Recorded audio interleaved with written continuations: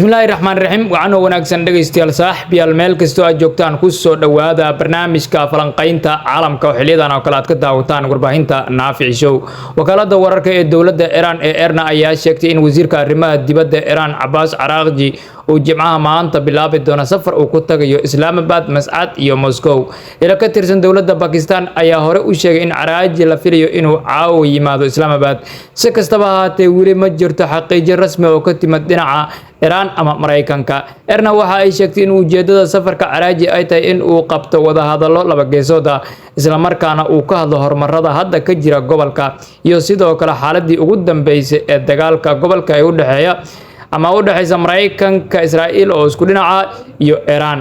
Ali Bahraini oo ah danjiraha Iraan u fadhiya qaramada midoobay ee magaalada Geneva ayaa sheegay in Mareykanka ay tahay in uu soo afjaro godoominta uu ku hayo dekadaha Iraan haddii la rabo ayuu yiri wadahadallada inay sii socdaan isagoo la hadlayay barnaamijka World at One ee BBC Radio 4 waxa uu sheegay in godoominta ay tahay xadgudub weyn oo ka dhana xabad joojinta waxa uu intaa ku daray in marka ay dib u bilaabanayaan wadahadallada inay u baahan yihiin hab macquul ah oo ka yimaada Mareykanka kaas oo lagu aqoonsanayo xuquuqda Iraan iyo dalabaadkeeda aqligalka ah waxaana sidoo kale raaciyay inaysan doonaynin inay wadahadallada u galaan si ay dhinaca kale fursad ugu siiyaan in ay u diyaar garoobaan weerar ka dhanaha dawladda Iraan. Donald Trump ayaa hore u sheegay in ciidanka Mareykanka ay diyaar u yihiin dib u bilaabida howlgallada haddii la amro oo kaliya ayuu yiri. Bahrain ayaa sidoo kale iska fogeeyay soo jeedinada sheegay inay Iraan kala qaybsanaan u dhaxayso madaxdeeda sare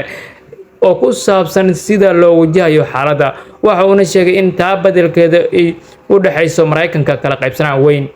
dhinaca kale maanta oo Jimcaha war la yaab leh ayaa ka soo baxay Mareykanka. Xogayaha difaaca ee Mareykanka Beth Hughes ayaa maanta oo Jimcaha ku adkaystay in Mareykanka uusan ku degdegi doonin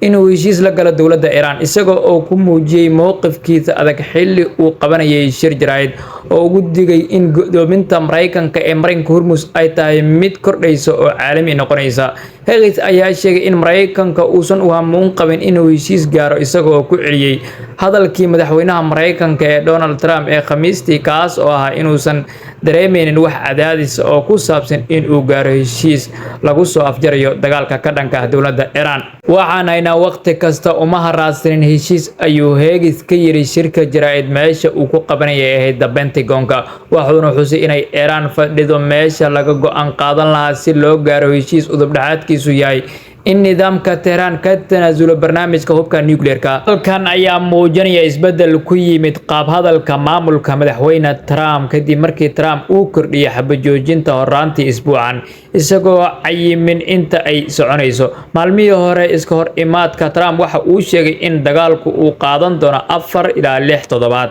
balse dagaalka ayaa hadda ku dhow 2 bilood iyadoo aysan jirin wax calaamado oo muujinay inay Iraan doonayso ama ay ka tanaasuleyso hankeeda nuclear-ka. dhinaca kale haddii aynu eegno caasimadda Pakistan ee Islamabad ayaa weli ku jirta bandow adag toddobaadkii labaad iyadoo Pakistan ay sugayso in ay martigeliso wadahadallo suurtagal ah oo nabdeed oo u dhaxeeya Mareykanka iyo Iraan kuwaas oo aan weli dhicin. wadooyinka muhiimka ayaa xiran gaadiidka dadweynaha waa la joojiyay suuqyadana waxa ay la daaladhacayaan yaraanta alaabaha maadaama gaadiidka alaabta waday lagu xanibay banaanka magaalada iyadoo wakaalada wararka ee Reuters ay sheegtay in Pakistan ay talaabooyinkan u qaadayso suurtagalnimada inay jiraan wafuud sare oo Trump uu ka mid noqon karo in ay toddobaadkan soo socdaan booqan karaan Islamabad.